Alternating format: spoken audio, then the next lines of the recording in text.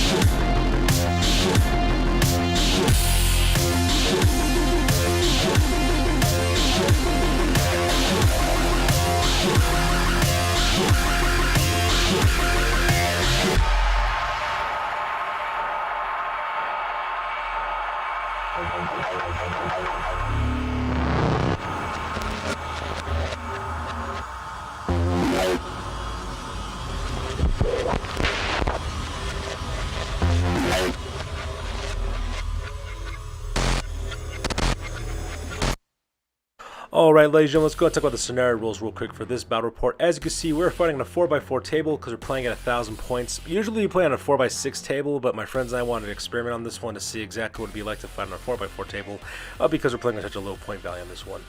So once again, we're playing a secure and control scenario. Basically, the objective of the entire scenario is to seize and hold your enemy's objective marker in their deployment zone. In the deployment zone, basically we each have a deployment marker, and whoever controls that deployment marker by having the most forces within 3 inches of that objective marker wins the game pretty much for the most part. For the victory conditions and victory points, first of all, you have take and hold. You get +3 victory points for controlling an enemy objective marker within their territory. We also got the usual rules as always: slay the warlord, 1 victory point if you slay your enemy warlord. You also get first blood for 1 victory point for destroying an entire enemy unit first, and also you have the line breaker condition where you get +1 victory point if you are inside of your enemy's deployment zone. And that pretty much makes it the scenario rules on this one. So that being said, ladies and gentlemen, let's go and talk about the battle plan real quick. Alright, so here's an overhead shot of the entire battlefield. As you can see, I am deployed on the near side of the table, while my opponent's Sergeant Marines forces are deployed on the far side of the table.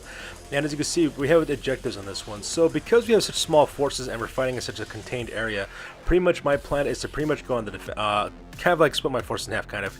One half of my forces will stay and defend my objective marker until I feel like I have enough, leeway and clearance to start engaging my enemy.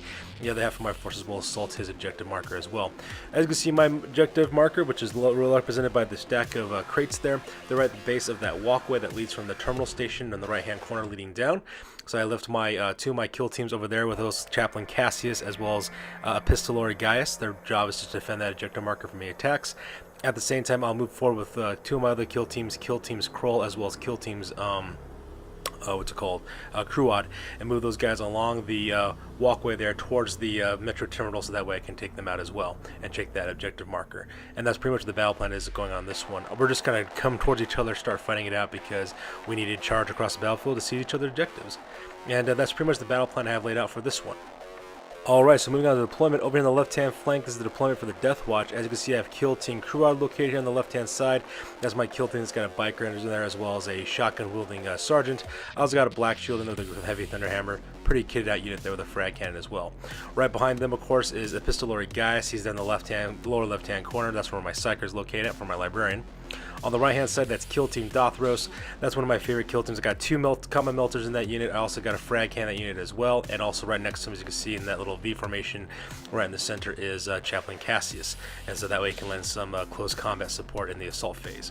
And that pretty much makes up my left hand flank on that one. And if you notice it on the back, that's my objective marker. At the same time, on the right-hand flank is where my assault units are going to be at. On the left-hand side, that is Kill Team, I believe that's Kill Team Zykaon is where that's located at as well. There's a good general tactic kind of kill team. I got a Furnace Heavy Bolter in there. I've also got a couple of members with bolt guns and power swords. And on the right-hand side is Kill Team Kroll. It's led by Sergeant Kroll, who's packing a plasma, sorry. I also got my Terminator in there as well. And then right behind them, of course, is Watch Captain Artemis. And that pretty much makes up my deployment on this one. And off to the side here, of course, I have Nihilus, the Black Shield. That is my vulnerable dreadnought, armed with twin heavy last cannons, as well as a heavy flamer and close combat weapon. I spent a command point to put that guy in the teleportarium, so that way he can teleport on the battlefield later on, and then when one of my movement phases. Up next, we have the deployment for the Ultramarines with Sergeant Sigmarine. As you can see here, most of his infantry forces are located right here in the front. This is his first platoon, I believe is what they're called. Up in the back there on the left-hand side, he has his Terminator Captain brother Aurelius. He's in a Gravis power armor. He's got the Bolt Storm Gauntlet, as well as his Mastercrafted Power Sword. Up in the front, he's got 5 intercessors. On the right-hand side, he's got another 5-man team of intercessors led by one of his sergeants, led by one of his Primus Laris lieutenants. And right there with the banner, of course, is his Primaris Ancient as well. That's the Primus. And that pretty much makes up his center deployment area. And on the far right hand side, what I am calling the Gunner Terminals, with my nickname for this is where his second platoon is located at. On the very top of that little crate on the top, that is his objective marker on the top of the roof of the terminal outpost. Up there as well, he's got his first as well as his second squads, which is his 2 Hellblaster units armed with plasma incinerators. They're up there in the top with his lieutenant for the second platoon. And then right beneath him, of course, is another intercessor squad, making up the 3rd squad of second platoon as well. So very, very hard-hitting, very far-reaching, very devastating little defensive position, which makes sense because that's his objective, and that's the tough nut I have to crack in order to, take that strong point out. And over here on the top of the office tower, that's the the 3rd squad of his first platoon. Those are his, I believe they're called Interceptors, what they're called. They're the Assault Marines with the twin Assault Bolters. Very, very deadly group of guys. These guys right now are actually flying up in the middle of the atmosphere, about to crash down, so that way at the end of the move phase, they can deploy anywhere on the battlefield and cause some problems. So just kind of off to the side, so that way, they're not blocking out the battlefield. So that being said, ladies and gentlemen, we go directly to the top of turn number 1, and we roll off to see exactly who will go first on this scenario.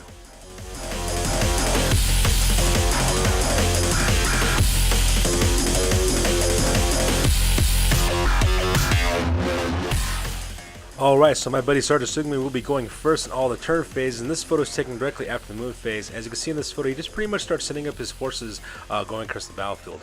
For the most part, the very first thing he does is that he moves up his intercessors, as well as his captain and lieutenant and Primus, and his ancient, right in the middle of the battlefield. He only moves up their normal 6 inches of movement. The reason why is because he can still reach out and touch me with his bolt rifles. He can hit me at 30 inches, and so because I want to do some long-range shooting towards my forces and kind of whittle them down that way, which is also kind of rough. At the same time, though, he keeps his second platoon exactly where they're located on the top of the terminal, because he has no reason to move those guys at all. At the same time, with a screaming, buzzing scream from the skies, comes crashing down his interceptors over there on the left-hand side, right between the West Superette as well as that ruined office building, looking down the pike right at my kill team for Kill Team Crusade, which is really dangerous, because if he manages to fold my left-hand flank, he can then take my objective, and then of course I have to take him out that way as well. So that pretty much makes the move phase on this one. Here's a close-up shot of the interceptors from the 3rd squad of 1st platoon getting ready to tear it down on my Kill Team Crusade and destroy those guys, so that's pretty terrifying.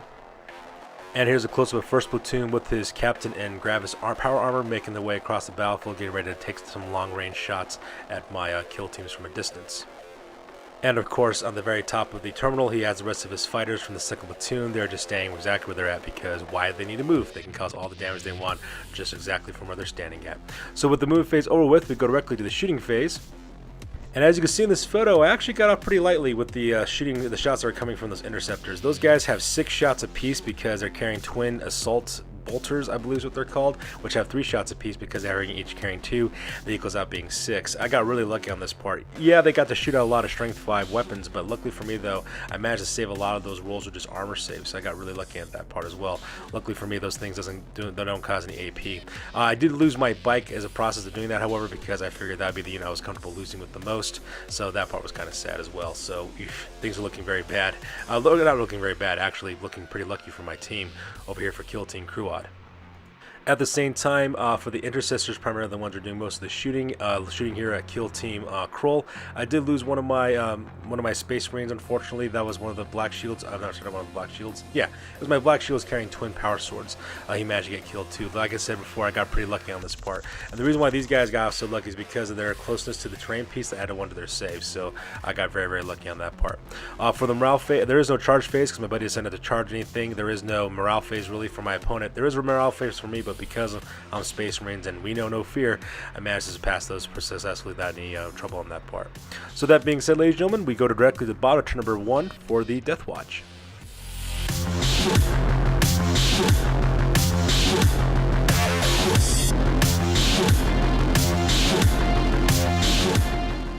So this overhead shot is taken after the move phase. As you can see, I started moving my forces across the battlefield to start engaging me and my enemies at the same time. As you can see on the left hand side, I send in Kill Teams Crusade as well as Kill Team Dothros over to the office building, so that way I can start engaging those interceptors and protecting my objective at the same time. At the same time, I also just move up a couple of the normal movement allowance with Kill Team Dothros as well. You really can't see them from this shot because they're hidden by that walkway.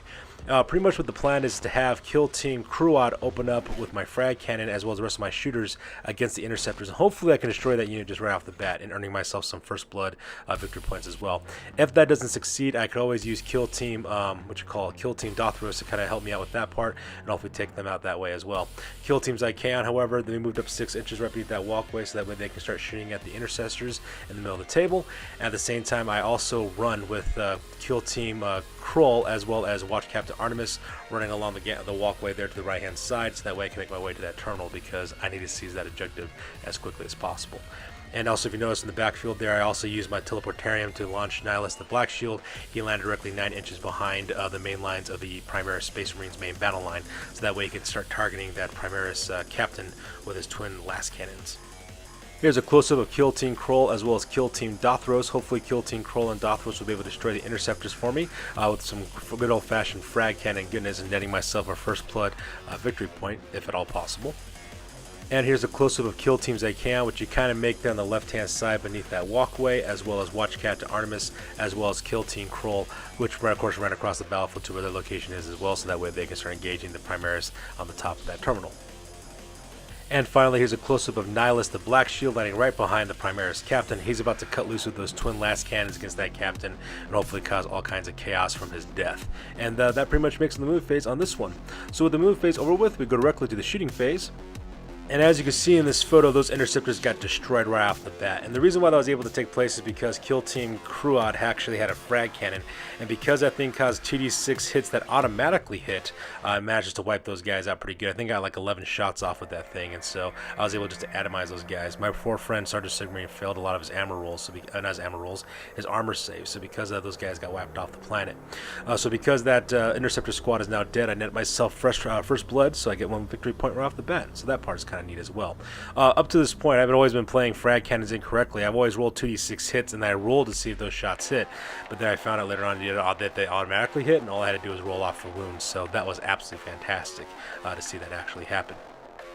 Meanwhile, in the center of the battlefield, the first thing I did is I opened up with Kill Team Dothros because now they don't have to worry about taking those interceptors. And once again, it was a combination of all their bolter fire with using Hellfire rounds, as well as using the shell shots, which are the 2 heavy assault shots that came from the frag cannon as well. I also did some shots from Kill Teams Icon against that unit as well, so that was really, really helpful. Managed to kill 2 intercessors in the process of doing that, so that part was fantastic. At the same time, however, the main killer that was Nihilus, he cut loose with those twin last cannons, managed to hit as well as wound wound that captain twice, so Brother Rulius failed his armor saves, and his Halo ability really didn't save him. He rolled, I think, a 1 and a 2, I think, is what he ended up rolling, so it was actually really devastating for him as well. He managed to cause 7 wounds onto that captain and just atomize him off the table.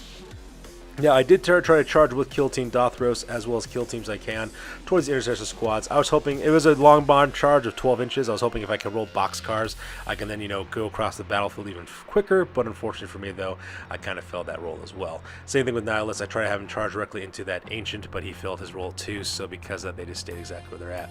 Since there is no charge phase, there is no combat phase. From the morale phase, my buddy started Sigmarine passed all his morale tests because these are Ultramarines who have +1 to their leadership and they never break. So because of that, they just stand their ground and they don't go anywhere. So with that being said, ladies and gentlemen, we go directly to the top at turn number 2 for the Ultramarines.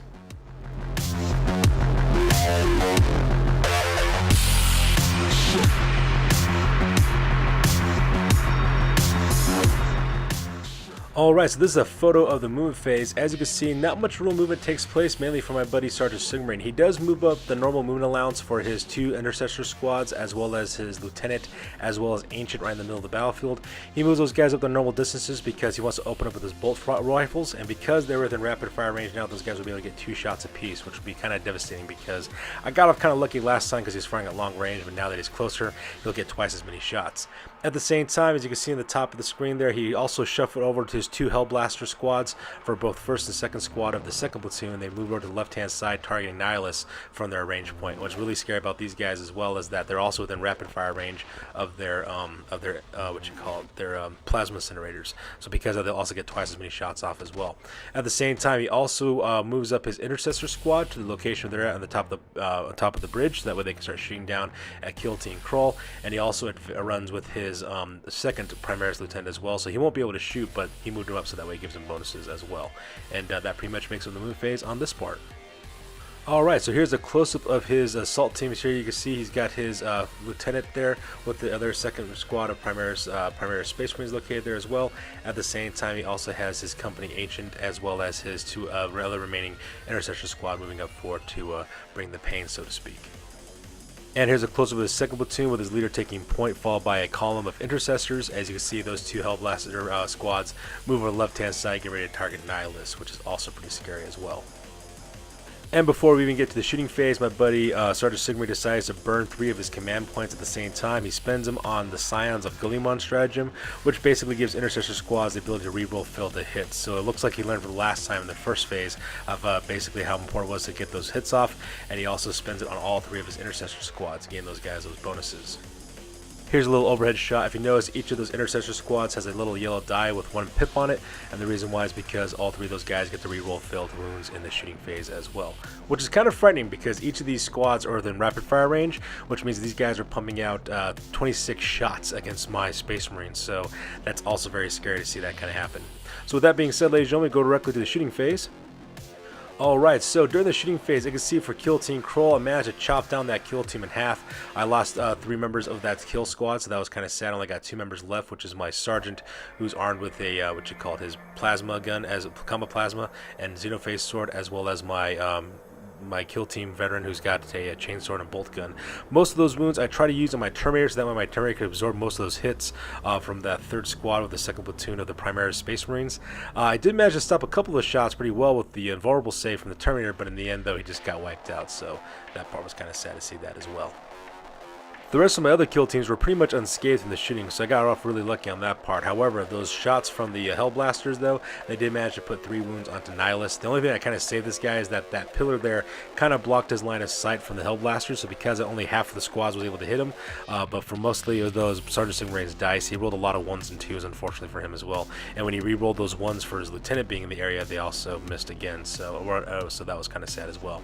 So that's kind of scary for me because right now he's only got 8 wounds, so he's only got 5 wounds left, and so I really need to do something to take care of my Dreadnought, otherwise he's going to die. So with the shooting phase over with, we go directly to the charge phase. As you can see in this photo, the first squad of the first platoon, those 3 remaining intercessors, try to charge directly to kill Team Deathwatch. I opened fire in Overwatch, and because my frag cannon automatically hits, all I had to do is just worry about wounding. I think I rolled like 8 different wounds on that thing, so because I managed to kill all 3 Primaris, no problem. So I got my shots off pretty lucky on that part. It was kind of sad. You can kind of imagine these Primaris charging across the battlefield and getting blown to pieces by high explosive rounds, so that part was kind of sad. However, on the right-hand side of the battlefield, a second squad of intercessors as well as a lieutenant did manage to successfully charge into the remains of Kill Team Kroll. So because of that, my 2 Deathwatch veterans will be going up against a full Primaris squad with a lieutenant. So that is not looking really good for my guys there. So with the charge phase over with, we go directly to the combat as well as morale phases. And as you can see in this photo, those Primaris Space Marines had no problem just curb stomping my last 2 kill team members of Kill Team Kroll. So right off the bat, my forces have now dropped by 25% because one of my kill teams has just been destroyed. So that pretty much makes it the combat and morale phase on this one. So with that being said, ladies and gentlemen, go directly to the bottom of turn number 2 for the Deathwatch.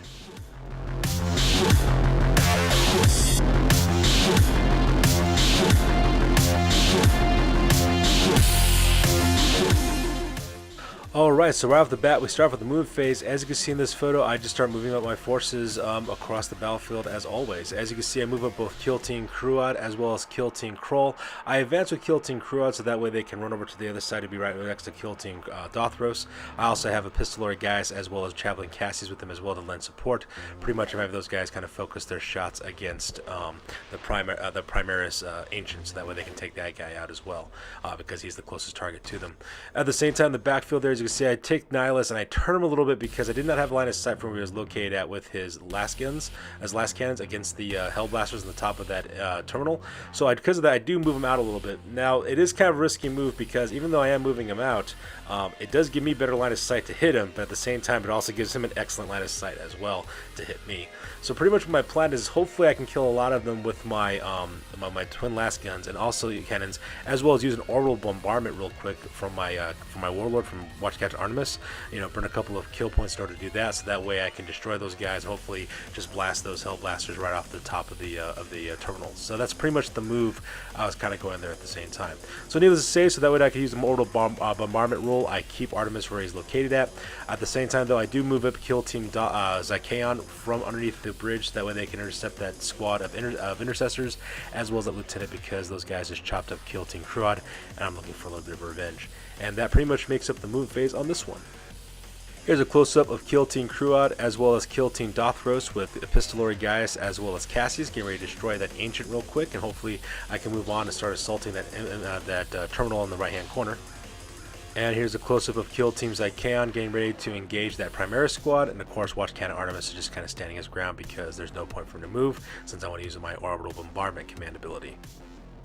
And here's a close-up of Nihilus getting ready to open up with his twin last cannons against the Hellblasters on the top of the terminal. So that being said, ladies and gentlemen, we move on to the beginnings of the shooting phase. Before I do that, though, I decided to burn through some command points. Of my 7 remaining command points, I decided to burn through 5 of them. I burned 3 of them in order to call in the orbital strike on the top of the terminal roof, and I also used 2 more to switch up my doctrines for my kill team, so that way they have a little bit of a bonus to inflict better wounds onto troop choices.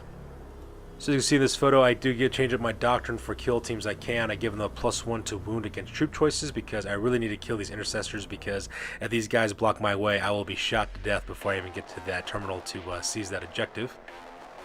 And here's a shot of my orbital bombardment going off on those Hellblasters. Unfortunately for me, though, I did roll pretty good for my orbital strike. I did manage to hit both those squads, so that part was kind of nice as well. Unfortunately for me, though, I forgot that Primaris Space Marines have 2 wounds apiece.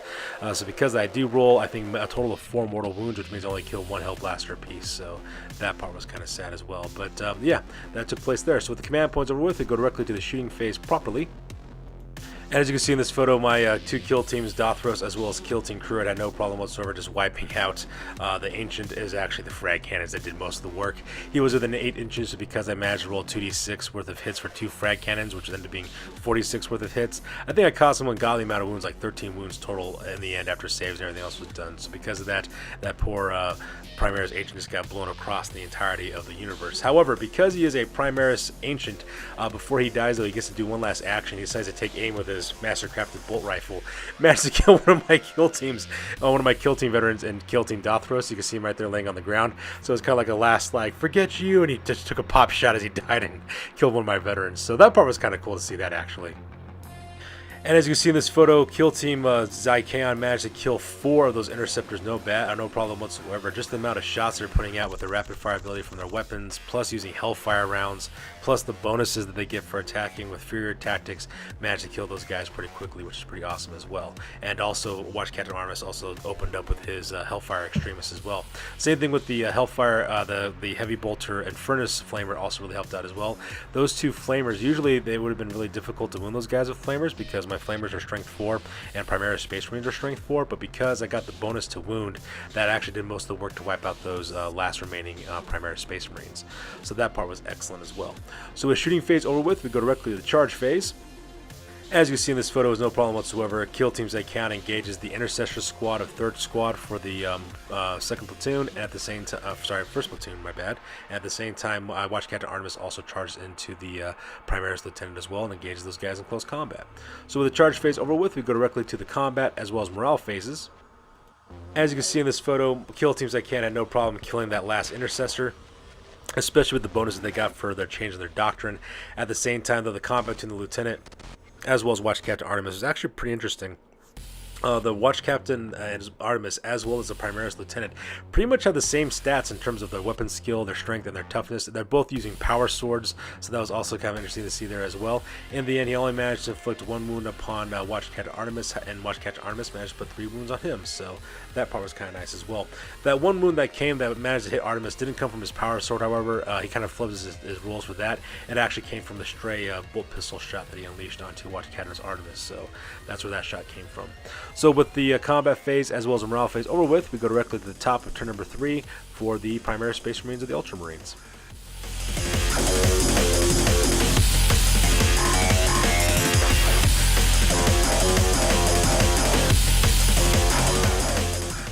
Alright, so during the move phase, as you can see, my buddy Sergeant Sigmund doesn't really do much movement whatsoever, really. He does run with his Intercessor, so he brings that Intercessor squad, the 3rd squad of his 2nd Platoon. He drops them all the way down from the top of the bridge down to the ground level as well, so that way he can start engaging. So he won't be able to do any shooting with those guys, but now he's got them in a good ground position where they can kind of intercept my kill teams coming his way. At the same time, though, his Hellblasters say exactly where they're located at because they have no need to move. And at the same time, he also keeps his Lieutenant where he's located as well and doesn't move him either. And the reason why we do that is because we don't know if this is like you can do this or not in the rules. The rules for orbital bombardment specifically state that your Warlord can call it down, but my opponent's Warlord got killed. So because of that, we just assumed that whoever is the next character model in charge of your army is considered your warlord. We're not really sure if that's a real rule or not. That's just the way we played it because it just sounded cool. Because your Space Marines, your commander dies. It's not like there's no one in charge anymore. The next ranking guy would just be the one in charge. So we just assumed that the lieutenant would be the new warlord for the army. So he decides to keep him in place because he also wants to call down an orbital bombardment as well. So if you guys can put down in the comments whether that rule is good or not, and if we did the right thing or not, let us know, because at the time we couldn't figure it out, so we just let it fly. But if not, put it in the comment section. It'll definitely help us out. Alright, so before we get to the shooting phase, my opponent decides to eat up 3 more of his command points. As you can see there, he does that in order to call out orbital bombardment. I also kind of made a mistake as well. I forgot to take a photo of this, the kill teams up of the Primaris Hellblasters at the top. I forgot to mention in the last shooting phase, Nihilus did manage to hit with his twin last cannons against those Hellblasters, managed to kill 3 of the members of the blue-colored Primaris Hellblasters, the 2nd squad guys. So he did manage to kill those guys as well. So I forgot to mention for that. I apologize for that part. But anyways, like I said before, he decides to burn through 3 command points to call it an orbital bombardment. And as you can see in this photo, he calls it right directly in the middle of Kill Team's Crusade, as well as Kill Team Dothros. Managed to kill almost everybody in those kill teams. It was absolutely atrocious to see how that happened. He actually caused 3 mortal wounds apiece. He rolled a 5 and a 6 for the damage he was causing. I was only really lucky because the range that was going to hit those units barely missed Chaplain Cassius. He was I think like a quarter inch away from actually hitting him, so I got really lucky on that part as well. However, it killed almost all the members of both those kill teams. I left my 2 frag cannon guys alive because those things are the killers of my army, but man, it was really, really bad. So absolutely terrifying to see that happen. Also during the shooting phase, as well as you can see in this photo, Nihilus the Terminator got destroyed right off the bat. He got blasted to pieces by those hell blasters using their plasma incinerators. He decided to actually use the supercharged version for his plasma incinerators. That way he gets a range of 8 on this part. And because Nihilus was in rapid fire range as well, they got to roll off a lot. Now we also made kind of like a rules error on this one as well, because with the tactical precision ability, which means that all friendly enemy units within 6 inches gets to reroll 1s. Well, we thought at the time that it meant rerolls 1s to hit. So because that, he did roll a couple of 1s for his Primaris hell blasters, and usually when you supercharge a plasma gun, you roll a 1, you get vaporized because it was represent the plasma gun gets exploded. Well, actually it's reroll 1s to wound, not to hit. So we did make a mistake there, but you know what? It didn't really matter because it's just a friendly game anyways. So because that, they do blast and plaster Nihilus all over the place. Nihilus does explode, which is actually kind of cool, but unfortunately for him, there's no one around to hurt with his explosions, so that part was kind of tragic as well. So with the shooting phase over with, we go directly to the combat phase. As you can see in this photo, that Primaris Lieutenant, the dice just kind of abandoned my buddy, Sergeant Sigmund at this point. He was unable to land any blows with those power swords, so I got out very lucky. The only reason why he got a wound off is because of that pill pistol managed to shoot Captain Artemis on that one, putting 2 wounds on him as well. However, watch Captain Artemis just chopped the pieces with his power sword, so that actually was kind of like a nice thing for me as well. So as you can see for the morale phase, even though I did lose a lot of members of my kill teams, I'd actually passed my morale phase on those parts because my kill teams are kind of small and my leadership is pretty good because I am Deathwatch and we know no fear, so that part was kind of nice. So that being said, we go directly to the bottom of number 3 for the Deathwatch.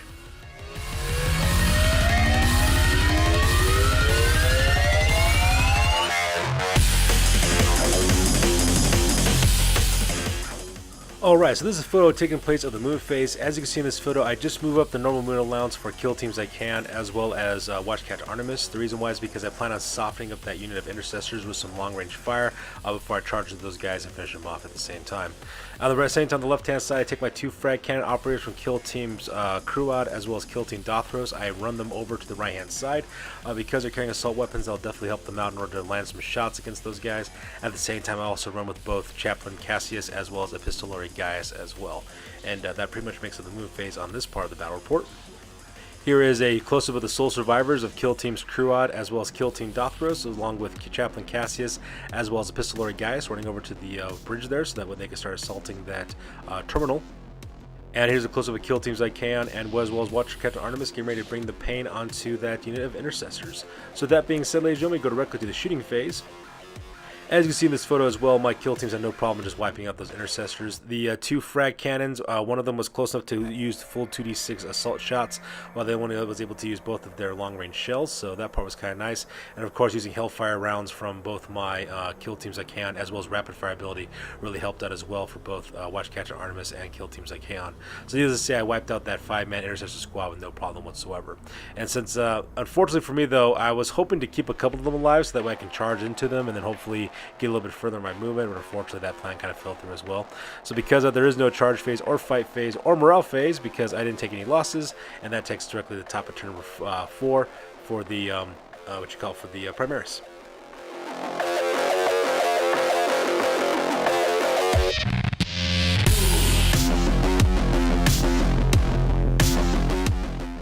Alright, so here's the move phase for the Primaris Space Marines with the Ultramarines for turn number 4. As you can see, the only move that really took place is that the Lieutenant decided to run backwards, falling back to the top of the terminal, as well as moving up his Hell Blasters to the edge of the terminal so that they can start taking some pot shots with their Plasma Incinerators. And that's really all the move that really took place on this turn.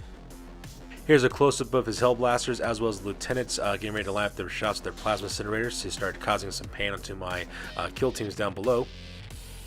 So during the shooting phase, he opens up onto kill teams like Kaon, and luckily for me, because I had a black shield in there with a power of the storm shield, most of those shots actually got stopped. Of all the shots that he had to fire, only 4 of them made it because he was not within rapid fire range. 3 of them I managed to stop with the storm shield, but the 4th one I was unable to, so because of that my black shield dies. But at the same time though, a majority of my kill team does survive, and that part was pretty awesome as well.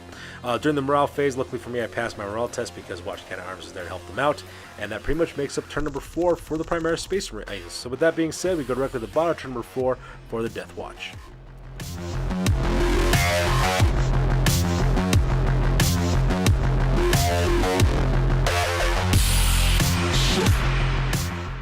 So during the move phase, the first thing I do is I advance up with, I run both my 2 kill team veterans who are armed with their frag cannons from kill teams Crusade as well as Dothros, get to the top of that tower because they can still open fire with their frag cannons. They will not be able to do the assault shots with the 2d6, they'll only be able to do the solid shell shots with 2 shots apiece, but at the same time though, there's not very many Primaris left, so I'll take what I can get. At the same time, I also move up just normal move, I also run up kill teams like Kaon as well as Watch Captain Artemis. They go to the center level of that bridge, the second level, and then run forward to the middle of the bridge there, as you can see there as well. And the same thing with Cassius as well as Agaius. I move them to the bottom of the bridge so they can't get shot at. And looking back now, this is the way I should have gone, because I realize now that most of my opponent can't shoot at me because most of my guys are being blocked from line of sight. So next time I have to use this thing, I think I'll do that, because I should have done that from the get-go, because these guys were pretty much being protected from those Hellblaster guns as well as any long-range shots from the terminal. But like I said, hindsight's always 20/20. But anyways, that's what happened in the move phase. And during the shooting phase, my solid shots from my frag cannons managed to kill 2 more of those Primaris Hellblasters, so that part was kind of cool as well. During the morale phase, my opponent Tertius passes morale tests, so he doesn't have to worry about those guys. So that being said, we go directly to the top of turn number 5 for the Primaris Space Marines.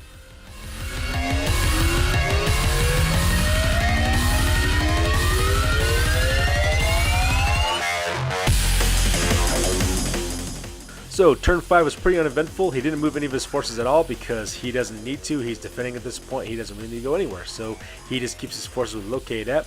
So because the move phase is over with, we go directly to the shooting phase. And unfortunately for me, because my opponent is within rapid fire range with his plasma incinerators, as you can see in this photo, he managed to kill one of my kill a couple of members of kill teams like Kaon. In fact, I think the only one he didn't kill was the stalker, not the stalker, the one carrying the Infernus heavy bolter. Sergeant Kaon, the rest of the other guys just got wiped out. So the only thing I have left is Watch Captain Artemis now. So that was actually kind of depressing to see that happen. So that took place in the movie shooting phase. But luckily for me though, I did pass my morale test, so that was kind of nice.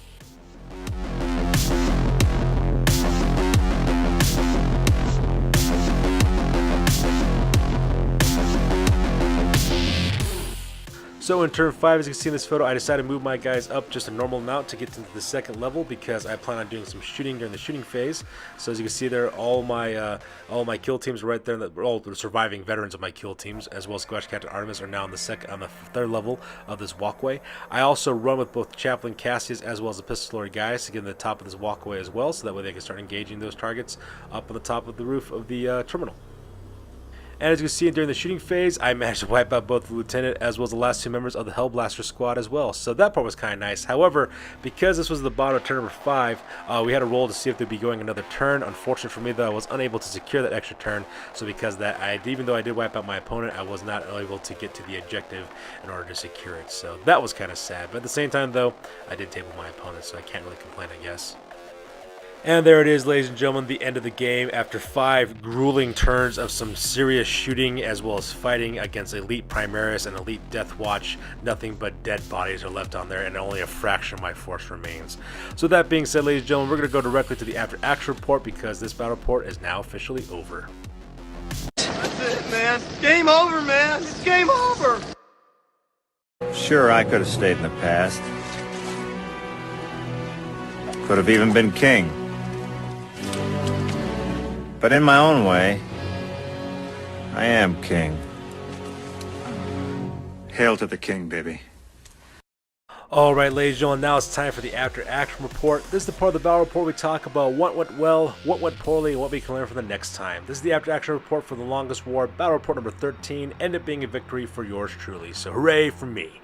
For my victory points, in the end, I managed to secure 3 victory points. I managed to get the victory conditions of Slay the Warlord, First Blood, as well as Linebreaker. Unfortunately for me, we could not go to round number 6, so because of that, I wasn't able to secure the objective, but that's okay, because unfortunately for my buddy Sergeant Sigmarine, he actually got 0 victory points on this one as well, so that was pretty rough. For my losses, I ended up losing Nihilist, the Black Shield, as well as Kill Team Kroll. I did have majority of my kill team still left over, so that part was kind of nice, but it was kind of like 1 or 2 veterans left for each of the kill teams, so just to give you an idea of how devastating the losses were. As for my buddy Sergeant Sigmarine, he lost his entire army entirely. He lost all of his captains, his lieutenants, his ancient, as well as all of his intercessors, as well as Hellblasters, so that part was kind of rough as well. So looking back at this battle battle report, this was by far the most difficult battle I've ever fought in Warhammer 40,000 so far. We had two very elite, hard-hitting armies, and watching these guys throw it down on the battlefield was absolutely crazy to see that actually happening. Primaris Space Marines are no joke whatsoever. I know earlier in my videos I was making fun of the fact that these guys were being created. In fact, I created a video where I was joking about a Space Marine inside of a Space Marine video. But when it was all said, these guys are highly skilled, highly resilient. They got great synergy amongst their leaders and the HQ choices amongst their troops. They're very, very good that way. The only downside I saw of the Primaris is that they're very limited in what they can do. They have no real heavy weapons that cause multiple wounds and also causes armor piercing or high damage as well. So that part was kind of nice. However, they mainly have small arms and things of that nature, so they're very specialized in what they can do, and they don't really cause as much like large amounts of damage like my kill teams could for the Deathwatch. And speaking of those weapons, the things that really saved me in this battle report were frag cannons. Frag cannons by far, hands down, won me this battle. They destroyed the interception squad that was going to charge me during one of the combat phases. It helps me to advance and also cause a lot of range damages. I can't even imagine how many Primaris Space Marines were killed by those frag cannons in my army. And now, on the other side, though, however, I am kind of afraid of those Hellblasters. Those Hellblasters are very, very scary. I mean, those guys managed to chew up my Dreadnought. You know, granted, we made a mistake in the game because my buddy thought he was rerolling ones to hit instead of ones to wound, but still, that thing was very, very scary as well. Same thing with using command points, using the Orbital Bombardment. Even though I used that one to help kind of thin down those Hellblasters, it was kind of a dual-edged sword because when I was on the receiving end of that Orbital Bombardment, that was absolutely terrifying. So it was good for my opponent, but not for me. And once again, if we made a mistake with the rules with his lieutenant being able to call in that Orbital Bombardment because his Warlord got slayed, let us know in the comments section because that's how we played in this game. Once again, this was an awesome game against an awesome opponent, and I'm looking forward to the rematch again because these Primaris are pretty good, and I want to, take them on again and see exactly what I'm made of. As always, you guys, please feel free to comment, like, and or subscribe. Your guys' input is always appreciated. Also, check us out on Facebook, Google+, Instagram, as well as Blogger for all the greatest news about the hobby for our studio. So that's good for this one, you guys. You guys stay classy. We will catch you guys in the next one. You guys stay classy out there, you guys. Peace out.